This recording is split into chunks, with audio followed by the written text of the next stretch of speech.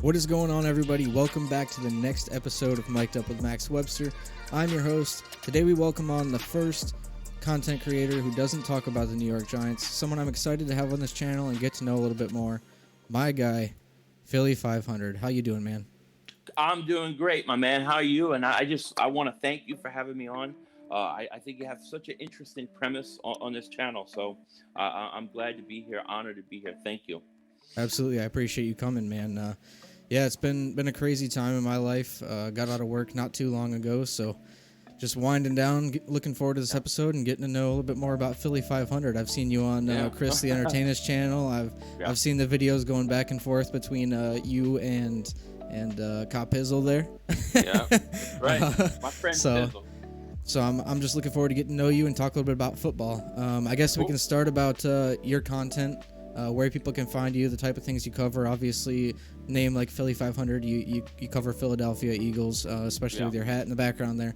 But maybe elaborate on some extra things that might not be apparent that people can find on your channel, where they can find you, and Awesome, man. Thank you. So I'm primarily, basically, I'm on YouTube only right now. At some point, I want to expand.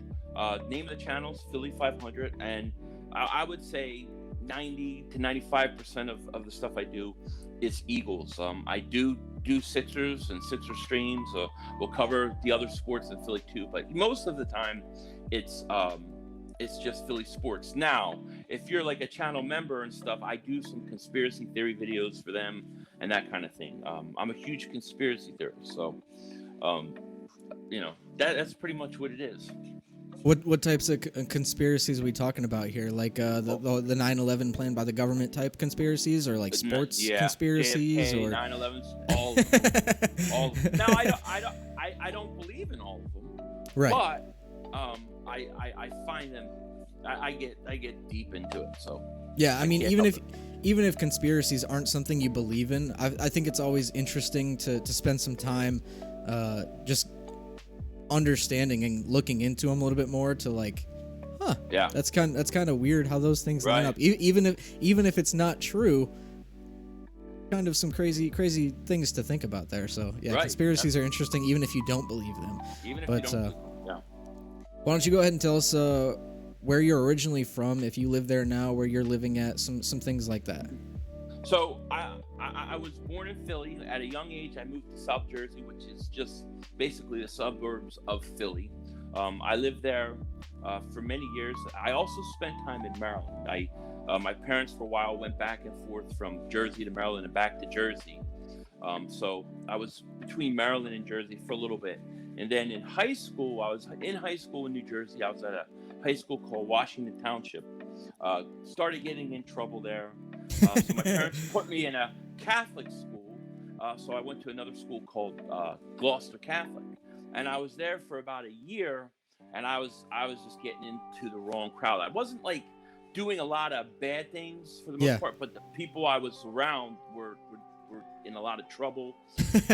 And my parents, they basically took me out there and they sent me to live with some friends of mine from Maryland. So I went to Maryland for about a year and a half, finished school there, decided to not go to college right away, came back to Jersey, and then worked there for was about 5 years or something like that before eventually moving out to Vegas, and then out to Sacramento once I got married. So that's where I'm at now, Sacramento, California.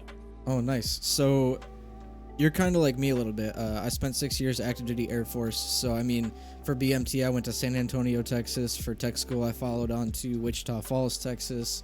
First duty station was Little Rock, Arkansas. Spent some time in the panhandle of Florida, up in Boise, Idaho area. And I spent 3.5 years in the Phoenix, Arizona area. So let me ask you, with bouncing around like that, you might not remember so much from when you were so young, but what was your favorite location? And maybe expand on what you liked most about that. It really, it's really interesting because South Jersey, like the Jersey area, you have family there, you have a lot of friends, food's better, all those kind of things. In Maryland, when I lived there, I had really close friends that I'm still in touch with to this day. So I like that aspect of it, but I got to the point. I got basically what happened was my parents were living in Las Vegas, and we were still back on the East Coast, and I got arrested for some bullcrap stuff. And I basically I was crossing the street, a car was coming, I held my hand out coming out of the bar, and I got arrested. And I spent like a whole weekend in jail. They let me go. I tried to get a lawyer. Lawyers were like, yeah, sure, well, charges. We're gonna charge you what, like $1,000 or something like that, and you just go to AA. And I'm like, well, why would I go to AA? I wasn't even drinking. It doesn't make sense. And nobody wanted to go to court, so I went in without a lawyer. And I went in without a lawyer, and the prosecutor came up to me and was like, I don't even know how to basically prosecute your case. So he was calling like the state attorney, and it took forever. And they finally dismissed my case. And Nice. I remember leaving there, and I looked at my brother and I said, we got to get the hell out of here. It's time to go. I need to go somewhere new. So I was like, where am I going to go, Florida or Las Vegas? And I wound up going to Vegas because it was Las Vegas. Great choice after getting in some trouble. And my parents were there. So I went to Vegas. I was working there for about 2 years. And then all of a sudden, I'm like, I can't live in Vegas. I like Vegas. Yeah. I like a lot of things. I like visiting, but living there, I didn't like. I just didn't like it. I just saw like, a lot of people that I knew from work and stuff. They seemed like their kids were all in trouble. There was all these things going on, and eventually met my wife. And when we got married, I just came out to California. I never was in California. Don't have really any family in California. So it's quite a lonely place out here. I'm not a big fan of it. Eventually, I want to go back east. So where to ultimately? I don't know yet. I don't know yet. I really like Florida a lot. We had a home in Florida. Me and my wife, a second home, and we used to go there, and that was fun. I like being near the ocean. I'm a big ocean guy. Now, I'm headed to the Outer Banks of North Carolina this summer, and if I can get my wife to dig it, that's where I want to go. North Carolina? Yeah, maybe. It's in North Carolina. I don't know that I want to go back to Jersey. I don't know. I sometimes think about it, and sometimes I'm like, I don't know. It's kind of expensive there, and taxes and all that. So. Oh yeah, I hear you, man. I just moved back to New York, and even upstate. Like the house that I could have bought in Arizona, because of the property taxes are so low there, I probably could have afforded like a $300,000 home. I know. But here in New York, I'm looking at like 180, 185, topping out at maybe $200,000 just because the property taxes here are so high. It's insane. And I'm in California, and it's high here too. And I tell my wife all the time. My wife's a middle school teacher, so she's trying to just get to her 20 years. I'm 45 years old, by the way. I know I look young to all you people, but I'm 45, so I've been around. But once she gets to 20 years, she can retire, and we can go with my work. We can go anywhere. So that's the plan. Well, I guess that is a good segment to talk about what it is you do, because obviously you said you could do it anywhere. Is YouTube your primary job, or do you have something outside of YouTube that you do? What is that? Yeah, YouTube is not. If it ever becomes, that would be fabulous. I work at a pest. I work for a chemical distributor. I don't want to say the name of it. Yeah, no, I get that. But what we basically do is we sell chemicals to pest control companies. Okay. And then what happens is I basically run the warehouse and the transportation and the drivers and stuff.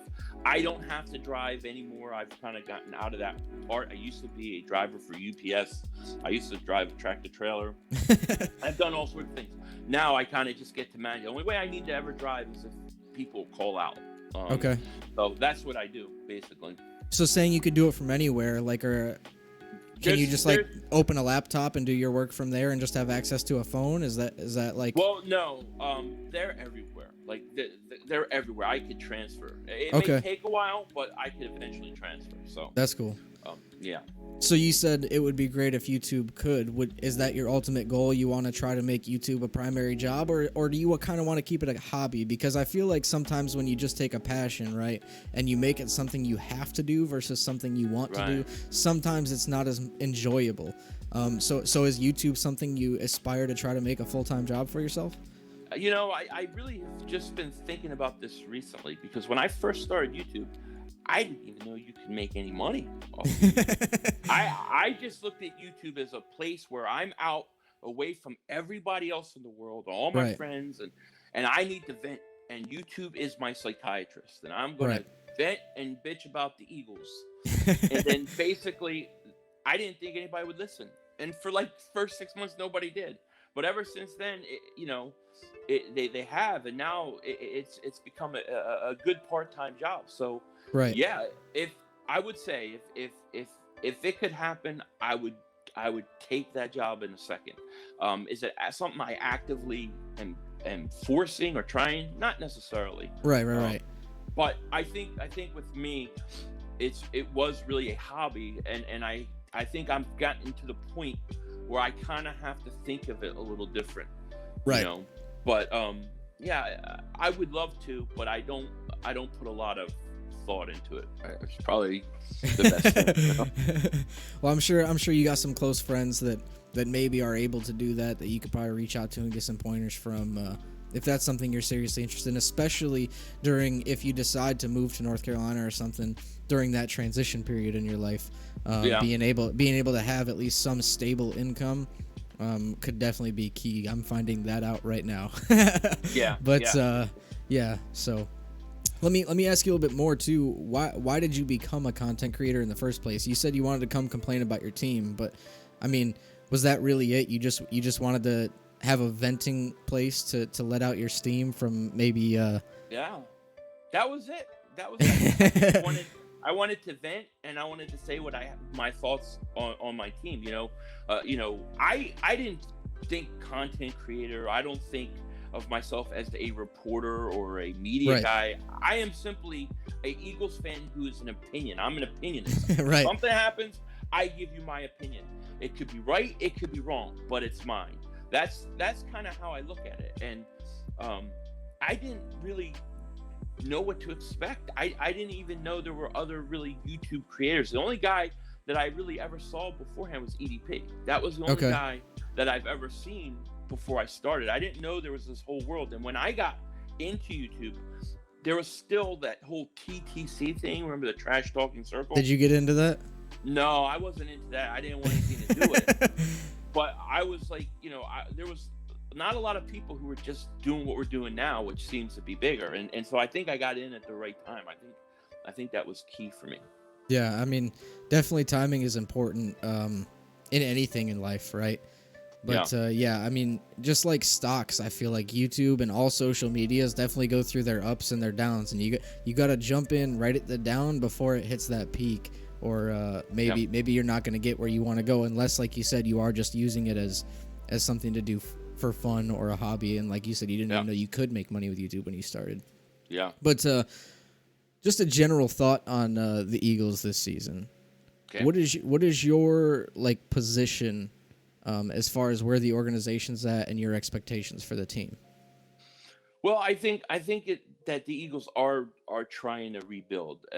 I think they're trying to rebuild in a division that I don't think is very good. So I think if Jalen Hurts plays decently and they make a few moves like the move they made today with Eric Wilson, like I think they can compete for the division. I don't think they can go very far in the playoffs if they were to make it, but I think this division's wide open. So on that level, I think they'll compete. But I think the reality is we got a new head coach who I like a lot. The Right. GM, I'm very concerned about. He scares the hell out of me. I really think these next two drafts will determine whether the Eagles are competitive over the next 4 or 5 years or they're not. So I think we're in a really make or break stretch for the So Eagles. right now is kind of like in limbo. You don't really know how to feel. You just know that this probably isn't going to be the year to make a push for anything, but it's the year to figure out where you're going to be in the future. Yeah, well, I mean, they have no cap space, right? And then they got older guys, and it's like, hey, if you're rebuilding, then you're going to let a lot of these older guys go. They didn't. And then it's like, sometimes I think they give you mixed signals. It's like, are they rebuilding? Are they retooling? I think they're trying to walk both sides of the fence sometimes. So Yeah. does that work? I think it's very hard. I think it's Well, very and I hard. think it just kind of is coincidence that like last year, right? Giants get a new head coach, Washington gets their new head coach, Cowboys get their new head coach, and Yeah. now all of a sudden the Eagles are just kind of 1 year behind on that whole office I know. change. Yeah. I'm not saying Which- like roster wise, because I mean I feel like every team in this division roster is kind of very different, right? Like, I mean Daniel Jones hasn't proven anything for the Giants, so I can't say for sure if he's going to be the guy, but I know Ryan Fitzpatrick's not the guy in Washington. Like he's not going to be the long-term answer for that team, and who knows how Dak is going to come back or how long they can keep that team intact with the contract they gave him after this year. But yeah, so I kind of feel like every team has their own little issues right now, but it's just kind of figuring out as the season goes along, and fans kind of right now, I feel like every offseason, everybody gets overhyped about the way that their team is going to be going into the year, and that kind of sets people up for failure. Now, I'd be lying if I said I'm not much higher on the Giants right now than I was last year at this time, mostly because some of the moves we made. I think right now this year for me wasn't even about making a super push in like deep in the playoffs or going for a Super Bowl or anything, and I still don't think it's like a Super Bowl run type roster. I think we're a couple moves away, and we still have a draft to go, which could change some things. But like signing Kenny Golladay, right? This offseason for me was about figuring out, is Jones the guy or is he not? Yeah. And so I think we're doing everything we can as an organization to surround Jones with those pieces between Kenny Golladay, bringing in hopefully more pieces for this offensive line, Saquon coming back, getting John Ross on a cheap deal. And we're putting big pieces on the other side of the ball. Right now, there's an argument that I've seen Giants fans having, thinking we might have the best cornerback duo in the league between Bradbury and Adoree Jackson that we just signed. Yeah. And that might be true. I don't know. I'm not convinced yet. I'd be happy if that were to come true, but Adoree Jackson's so injury prone that I still don't know what to expect from the guy. When he's on the field, I'm expecting great play, but I'm still not convinced he can stay there. But yeah. Yeah. I thought the Giants have had a great all season so far, and I hate the Giants. Adoree Jackson was the guy I was really hoping would not sign with you guys, and he would come to us. Because, yeah, he's injury prone, but I will say this. He's 25 years old. Oh, yeah. He's a great athlete. You all right? What's that? You got me? Yeah, I got you. We're good. It just went black for a second. That's weird. That's cool. So yeah, I think Adoree Jackson was a great pickup for you guys. Now I think the whole key to the Giants is Daniel Jones, obviously. But yeah, I thought you guys had a good offseason. And to me, you know, for us, it's really. Uh-oh. We lost you. Again, yeah. We lost Crazy. the video. Uh-oh. Can you hear me? Yeah, I can hear you. We just lost your video.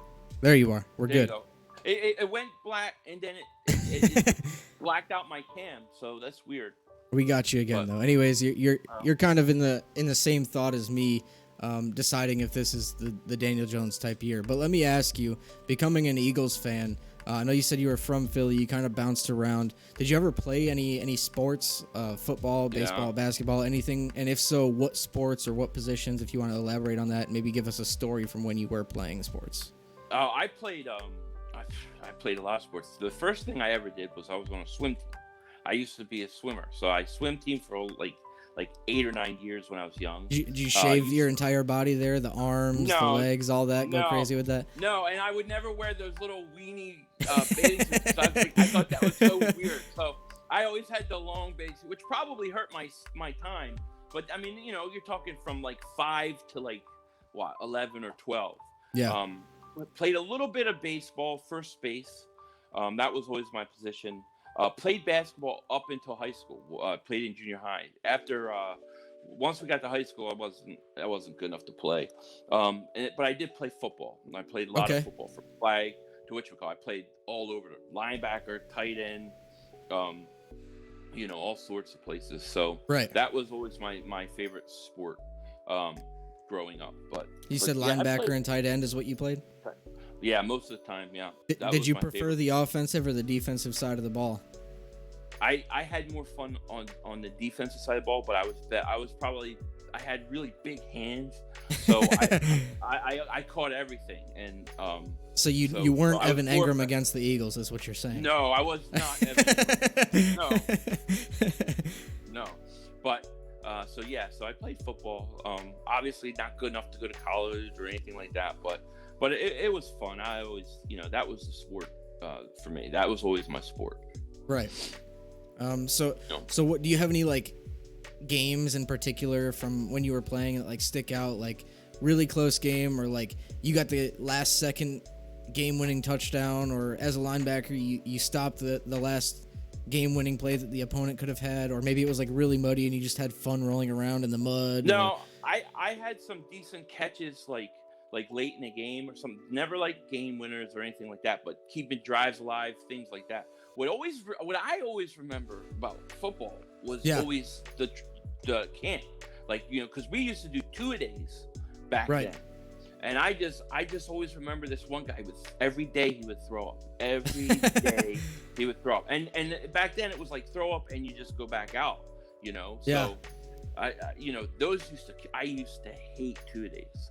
I hated them, but they were fun though. But overall, it was always fun. But I wish I could say, I caught the last second. No. Were you a dirty player? Yeah. On defense, oh yeah. I'll hit you, I'll elbow you. I mean, back in those days when I was playing, this is like in the 90s. You can hit people still. You can hit in practice, and it was great. But I was that common practice for like high school level? Like in practice, your coach would have you full padded up, just hammering on each other. Well, especially like during like training camp, when we're doing 2 days in summer, it was usually afternoon practice was full contact, so it was full go, and that was always fun. Now I got in trouble a couple times because I don't know why. This one coach we had, he didn't nobody would call plays on defense. And I always no, let's call some plays, and the offense run plays. Let's run play. So I would blitz. I would just blitz and hit the quarterback, and I would get in so much trouble. But I would, because it was I don't know why. I always thought, well, shouldn't the defense call plays if the offense is, instead of doing just taking a beating, let's call some plays. So I was very competitive, in whatchamacallits, in practices and stuff. So, talking a little bit about football, you said there was some big news today. I saw that Nate Sudfeld left and went to San Fran. So I'm guessing that whole last game where, Doug Peterson thought Sudfeld gave you guys the best chance to win probably wasn't the truth. No, it wasn't the truth. Sudfeld goes, I think he went to the San Francisco 49ers. So yes, he did. I knew he wasn't going to come back, but I thought that whole thing at the end of the year, which was great because I had Tizzle on and we were streaming, and I was telling him before the game, before we streamed, I was like, the Eagles may pull Hurts at the end of the half. I'm hearing rumors. I still don't understand why they would. Wouldn't you want to, even if you want to lose, wouldn't you want to find out what you have in him going into this year, especially if you're letting Wentz walk? I understand what they did. Here's what I say. I think I have no problem if you want to say we want the 6th pick, although we traded back, by the way. Right. But I have no problem with them saying that internally. But what you got to do is you got to execute it better. You have to come and say, you know what? This week we're going to sit Hurts. We don't want him to get hurt the last game of the season. We want to evaluate Sudfeld. He hasn't had a chance to get reps. And if they would have done all that stuff the whole week leading up and everybody knew from the get-go, it would have been different. But the way it was executed just looked like, hey, we're tanking. And it was just a bad look, So let me ask you, as an Eagles fan, first and foremost, when you saw that happen, what was your reaction to it? Thank God. Yeah? Thank God. And it wasn't because I wanted to keep the Giants out. It had nothing to do with the Giants. My whole thing was I don't trust the GM to pick at number 9. I don't trust him to pick at 8 and 7. So the sooner we pick, the less likely he can screw the pick up. That was the only thing I was thinking about. And then So how are you feeling now? Well, I'm very nervous. You know, I'm very nervous because, you know, I could say I would like Devontae Smith, I'd like Parsons, but the Eagles, being the Eagles, if we go on history, they're going to take a defensive end. And I hope I'm wrong. I hope I'm wrong. I'm hoping that the GM's job is on the line, and he goes out and does the right things. But his picks scared the hell out of me. I ain't gonna lie. Yeah, I mean, last year, what was Jalen Reagor your first round pick? He was our first round pick last year. Right. Yeah.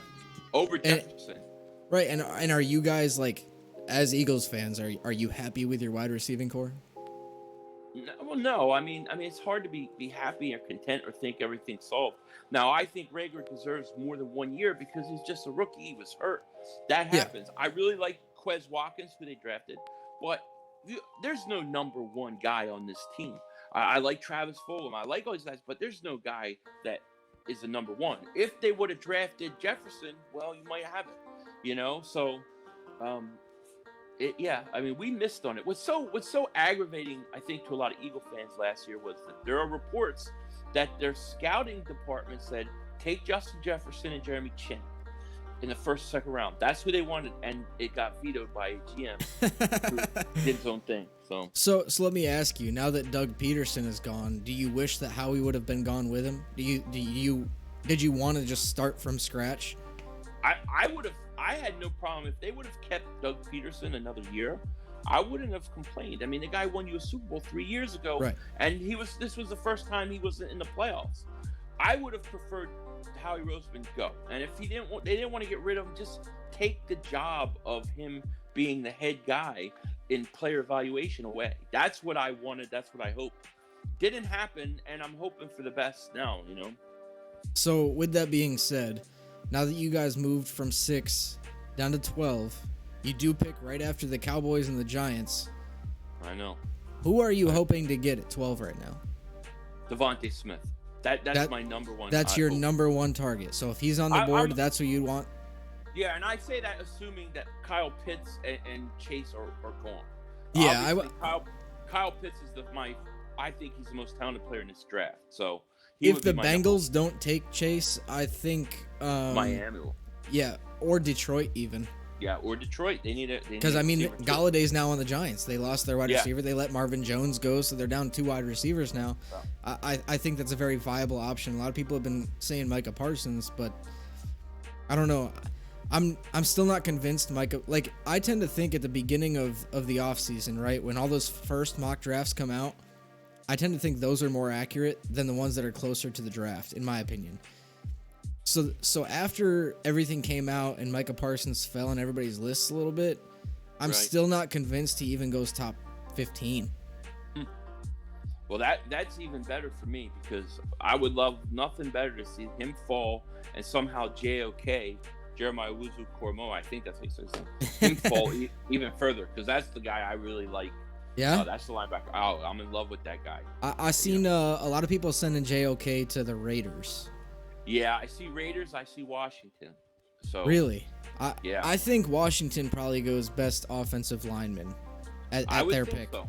Yeah, I would think so. I don't even think they're worried about tackle or guard. I think it's just best available offensive lineman wherever they can get one. Yeah. But let me ask you this too, as an Eagles fan, right?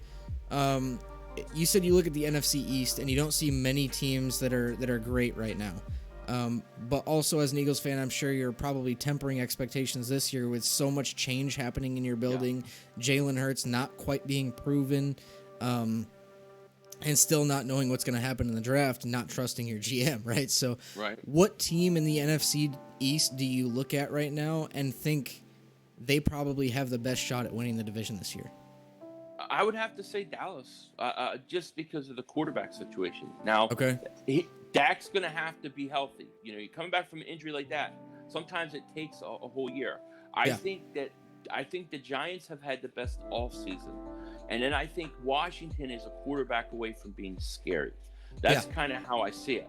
I think most of the So league thinks Washington is a quarterback away, but I mean the crazy thing is, and I've heard even Washington fans say this, like Authentic and the Beard have a podcast to cover the entire NFC East.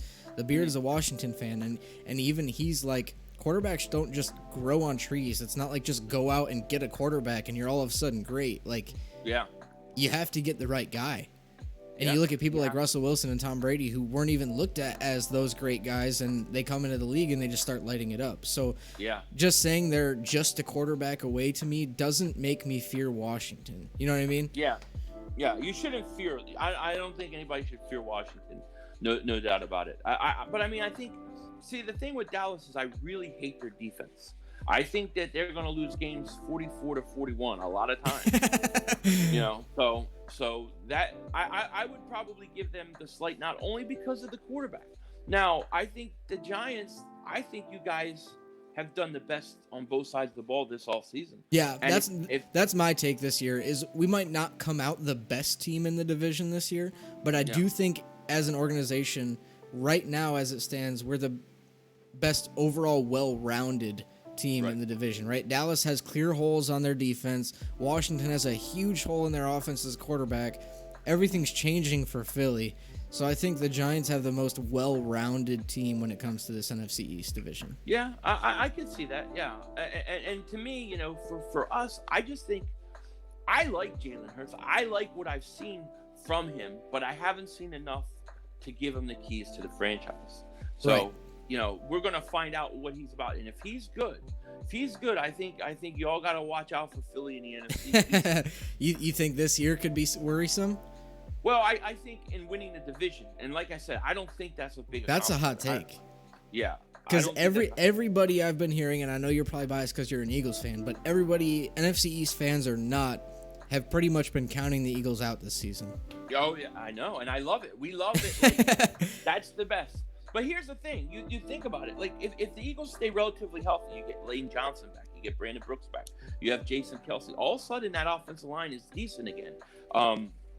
They got better in the defense. They're improving their linebackers. I'm telling you, if Jalen Hurts plays really good, the Eagles are going to be a lot tougher than people think. Right, and they might be better than people think. I guess I'm just curious to take your perspective. Just from what you saw last year, as far as the Eagles go, right? Jalen Hurts, you saw a minuscule amount of productivity out of the guy because he didn't see the field very much. Right. What do you like about him, and what do you think he has to improve the most moving forward to become the guy?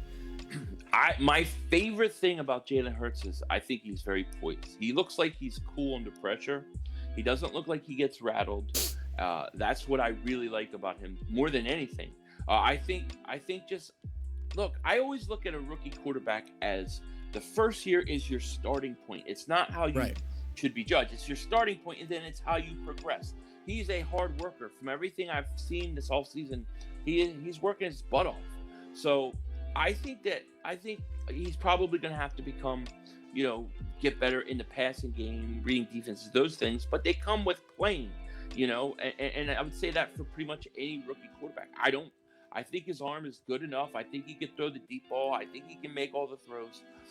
He's just got to continue to develop. Do you think the offense is poised enough right now to allow him to develop? Because, like I said, this year for the New York Giants was figuring out what they have in Daniel Jones, right?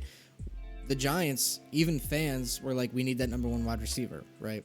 We need a better offensive line. And I think the Eagles could probably be saying the same things right now, right? Like you said, you might get Lane Johnson back. You start to get some players, but you still probably don't have a top offensive line. And like you said, you're missing that number one wide receiver. So do you think the offense is poised right now to be able to get that answer this year from your quarterback and Jalen Hurts? I actually think that offensive line, if healthy, will be better than people think. But I don't know. I think a lot of it's going to depend on the coach. Do they develop him and the running game? Help the guy out. You have Miles Sanders who just resigned Jordan Howard. Don't put everything on him, and you'll be fine. And look, if you have a good draft and you can get a Devontae Smith or something, I think we'll be well on our way. I hope they don't make the same mistakes they made with Carson. You know. Now I know you said at the beginning, you as an Eagles fan weren't concerned about knocking the Giants out, but I think you do know as an Eagles fan that some Giants players are going to come into this year with some revenge ready in their hearts. I love it. What are you hoping to get out of week 1? Because everything I hear from the Giants fans is we want the Eagles week 1 on Sunday or Monday night in front of everyone. I want the same thing. Yeah? I want the exact same thing. I want the Giants. I want to punch them in the mouth. I want to shut them up. I want to show the Giants and the Giant fans that we own them. That we still own them. And that last game was your once every couple years you beat us. And it's back to normal. That's what I You're an optimistic fan there. I'll have to give you credit for that one, Philly. Yeah, I mean, you know, I don't think everything's always as bad as people make it out to be, you know, and it's never as good as people make it out to be. If everybody was so high on the Eagles going to the Super Bowl, I'd probably sound like a downer. But I'm trying to be in the middle somewhere, you know. Yeah, I hear you. I mean, even as a fan of the Giants, right? I hear so many people saying that we're going to make a Super Bowl run this year because of the offseason that we had and the free agency, and we still got the draft to go. The only thing holes left are offensive line and maybe another wide receiver, and we're good to go. Maybe some edge presence, you know, but I don't know, man. I do think the Giants are definitely in contention for the division this year. Oh, yeah. I think that if we make it to the playoffs, that first playoff game is the New York Giants Super Bowl game, right? It's just been so long since we've been there. Yeah. Almost nobody on this team knows what it's like to be in the playoffs. I mean, you have a handful of players and the veterans we brought in that have had some experience. But I mean, before like free agency happened, as far as bringing in as draftees, Sterling Shepard's the most tenured rookie or tenured player on this Giants. So I mean, a lot of these players are so young. They have no experience. So if we get into that first round of the playoffs, that game for me, as a fan of the Giants, is our Super Bowl. Yeah. No, it will be. It'll be very cool. And then if you win or lose, whatever happens, you're gonna want it all the next year, even more. Yeah, that's absolutely. Always the way it works. Yeah.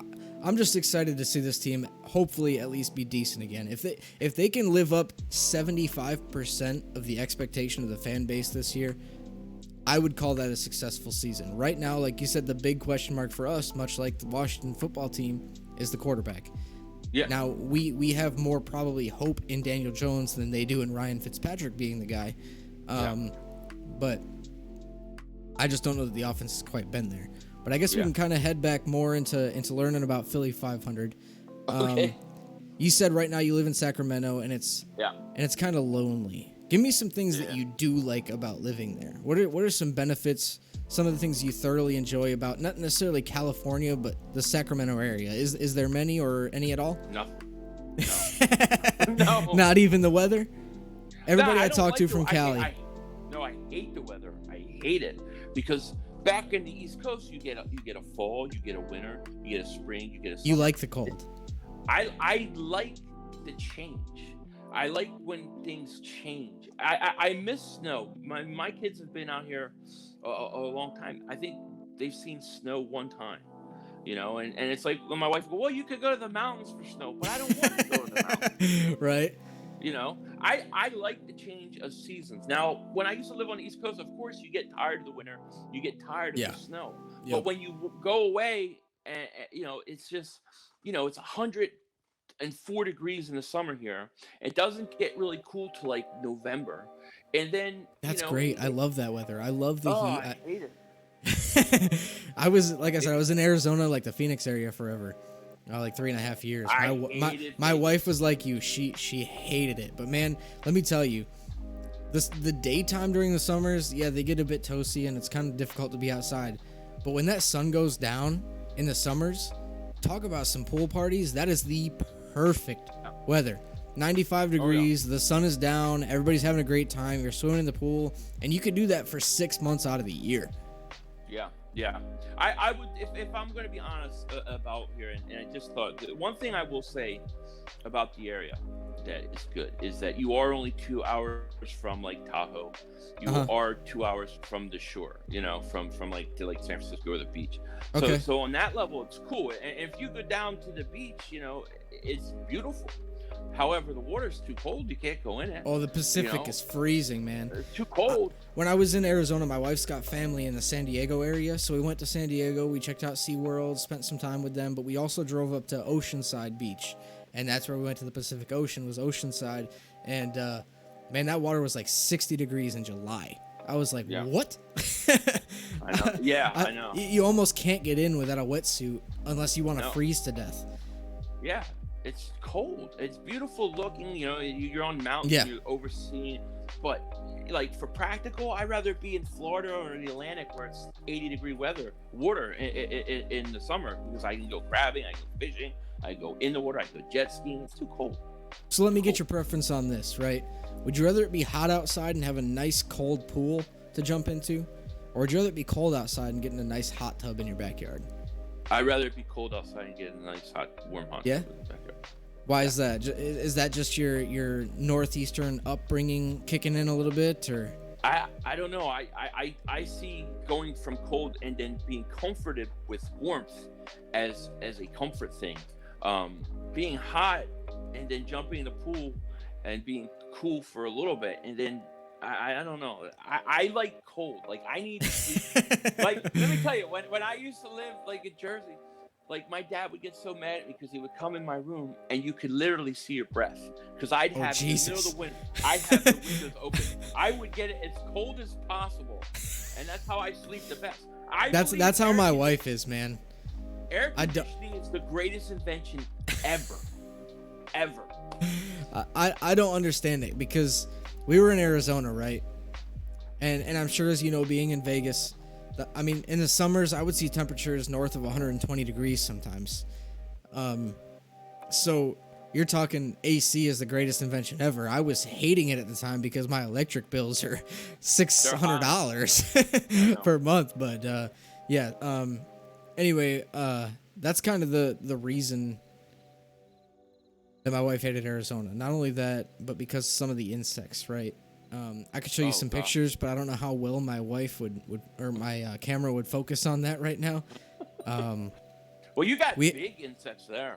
We got the crazy one is the scorpions. The Arizona bark scorpion. I had so when I moved from Arkansas to Arizona, right? The first night we got there, we actually signed the lease to our house before we arrived, so we had at least a place to go when we got there.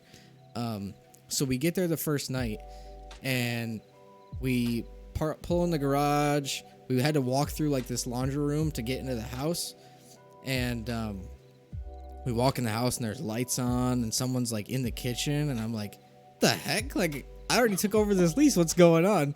Well, they were redoing the kitchen at the time. So this guy was in there remodeling, and so we get there. We had one kid at the time, or no, we had two kids at the time. Just one was really, really young. So we were like doing a tour of the house, just checking everything out because it's our first time seeing it, right?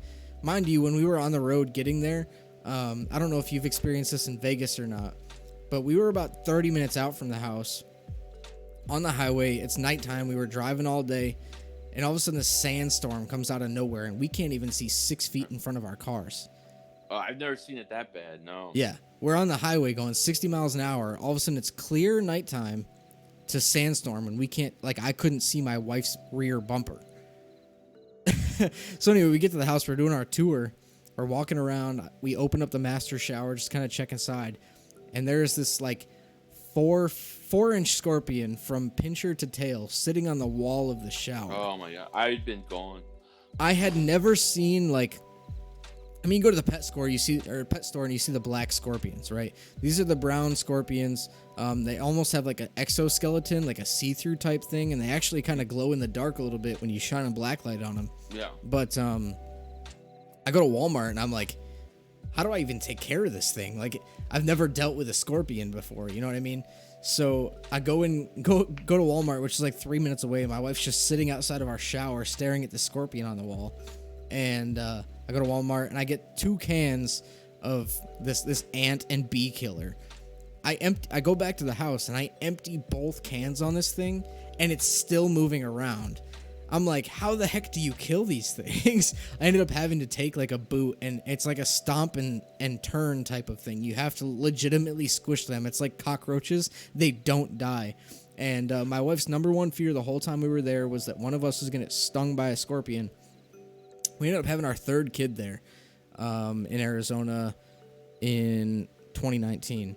And we left last November. Early November. We stayed through Halloween and then left November 2nd. But it was probably early October, maybe middle of October, a couple weeks before we left, right? We'd been there 3.5 years. And my youngest son, who was not quite even 2 at the time yet, gets stung on his foot by a scorpion. Less than a month before we leave. So it was just kind of like, we spent all this time, and I spent the last 3.5 years like talking my wife down, like it's just scorpions, we'll be all right, just insects, I'll take care of them when they come up, you know, get them out of the house, kill them, whatever. And then a couple weeks before we leave, boom, my son gets stung and shit. I mean, I was pretty nervous at first too because, you know, he's so small, right? Like if I got stung by a scorpion, it's no big deal. But elderly and young children are affected pretty bad, especially if they have like an allergic reaction. And if it's never happened before, clearly you don't know. So when it happened, everybody was a little bit nervous, but we ended up just giving him some Benadryl and bring down the swelling. And because I called the ER and they were like, unless he's having an allergic reaction, like there's not much we can do. And I was like, okay, we'll just give him some Benadryl. He sat in front of the TV, watched this movie, and we just kind of kept an eye on him for the night. But yeah, it was a crazy experience. Some of the insects, that's why my wife hated it. But man, let me tell you, I just love the warm weather. My wife would sleep in a house that is 63 degrees. That's I'm exactly the same way. I preferred about 75, 78, somewhere between that range inside of a house. That's my preferred temperature. Yeah, that's hot. I think it's 67 in my house right now. The one good thing about out here is that I don't have to run the heat. You know, I don't run the heat all year. So I run the air, but once the air goes off, I don't turn it on again till it starts to get hot because it gets cool here. Like it'll get cold. It'll get in the 30s at night, like in November, December, January. But even then, I'm just telling my wife, hey, look, here's my whole thing. And I always piss my parents. My parents are the exact opposite. This is probably why I like it cold, because they would have it at 78 degrees and my mom would have a blanket on. I'm like, how can you have a blanket? And I'm not that far. I'll keep it at 78, but I'm chilling in the house in gym shorts and a t-shirt. Yeah. And my thing was always this. If you're hot, you can only take off so many clothes. But if you're cold, you can just keep bundling up. So I tell my wife, bundle up. You need gloves? You want a scarf? You know? All right, so before we went live, I was talking to you a little bit, and I said, I want you to come up with a story that's going to tell this audience, people who are coming here from your channel, or people who already exist on my channel that might not have seen you before, something that whenever they hear this story, they're going to think of Philly 500. Could be something that's just going to make everybody die laughing. Could be something super serious that's kind of molded you into the man that you've become today. Just something that sticks out in your lifetime that's affected you and molded you into the person you've become. You got anything for me? I've got so many stories to think, but like there's just so many thoughts going through my head since you told me. I've been thinking about it. But one of the things is people know on my channel, they know I am a conspiracy theorist, but I don't know if they know why. Okay. Like what really made me get into it. I mean, first of the JFK thing, I just was always interested in. But what they don't know is that when 9/11 happened, I was right outside DC. I was right out there. So I was out there, and it freaked me out because I was in school.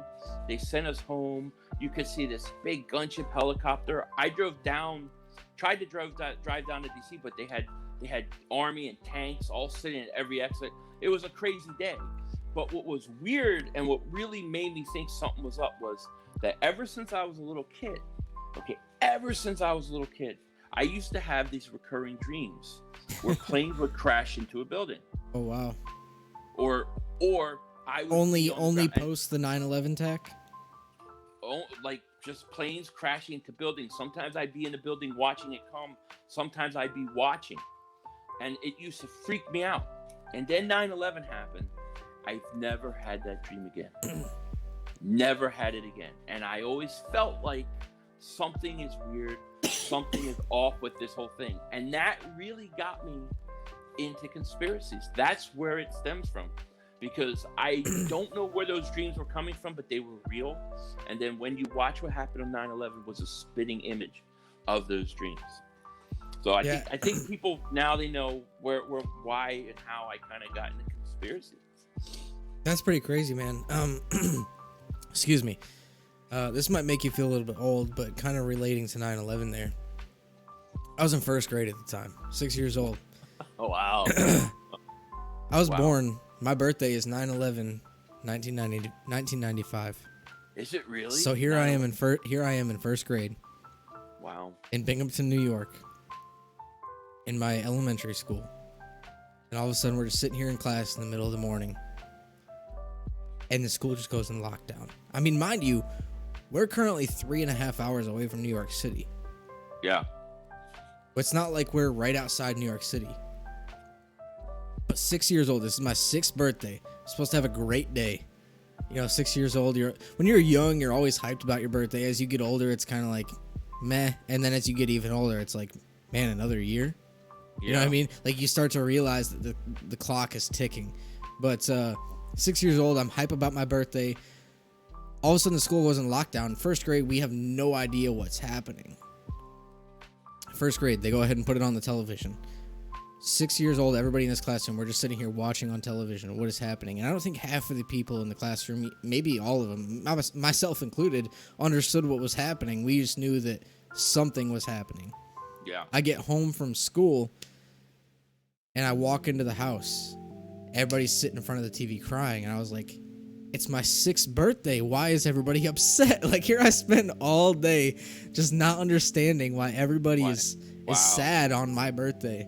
But yeah, man, 9/11 is my birthday, so I can kind of resonate, and maybe that's why, especially being so young, it still resonates in my head so well how that day went down. I'm sure a lot of people remember that, but with it being my birthday and affecting that day so much, not just for America, but for me as a person. So that's just something. Like I said, it might make you feel old. It was my 6th birthday. I was in first grade, but you know. I was in college. Oh wow! And this was 5 years after going into work, like working full time, doing those kind of things, and then going back to school. So yeah, I'm old, man. But I remember that day. I just remember I could see the smoke from the Pentagon. It is a crazy day, but like that whole dream sequence, how it just stopped, that always wigged me out. Like how could that happen? But it did. It's a God's honest truth. I don't have that dream anymore ever since that day. Well, at least that's good for your mental health. You know what I mean? Yeah. Not that I wish that day had happened, but for you as a person moving forward, it's been great for your mental health, I imagine. But I think we're gonna kind of move into this next segment that I touched on a little bit before we started. Just this rapid fire question, right? All right. I'm gonna fire off some questions. Whatever the first answer is that pops in your head that you think correlates to your interests, you're gonna fire it. And then if you want to go back and touch on some things at the end, we can. All right? Okay. So let me know when you're ready, and we'll start. I'm ready. Let's roll. Okay. Favorite beverage: alcoholic if you do drink, non-alcoholic if you don't, both if you choose. Bass Ale beer for alcoholic. And then Mountain Dew for non. Okay. What about a favorite cake?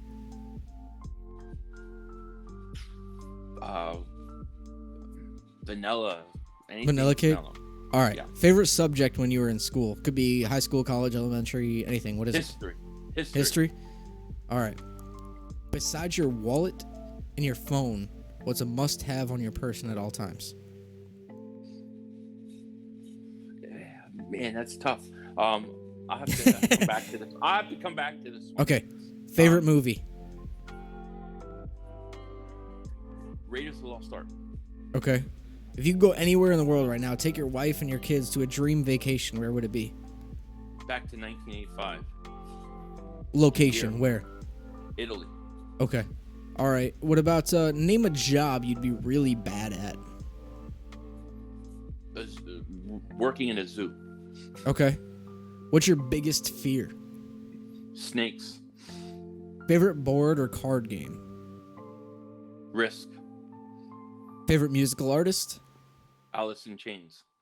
Okay.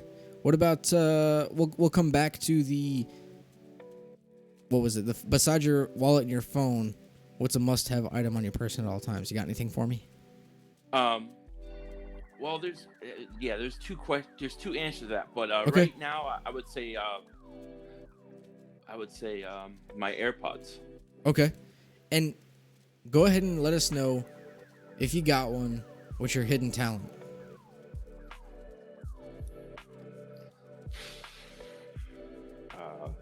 That's matrimonial duties.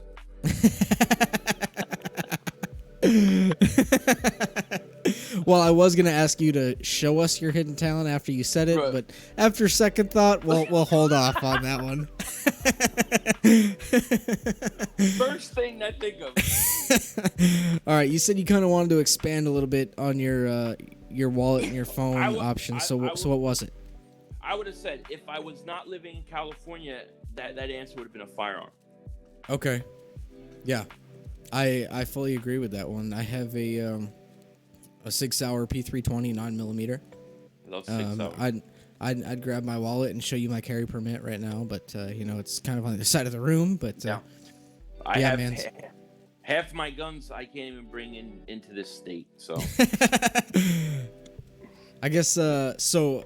When I was in Arizona, I was there with somebody, and they ended up getting a follow-on assignment to California. Now, this guy was from Alaska originally.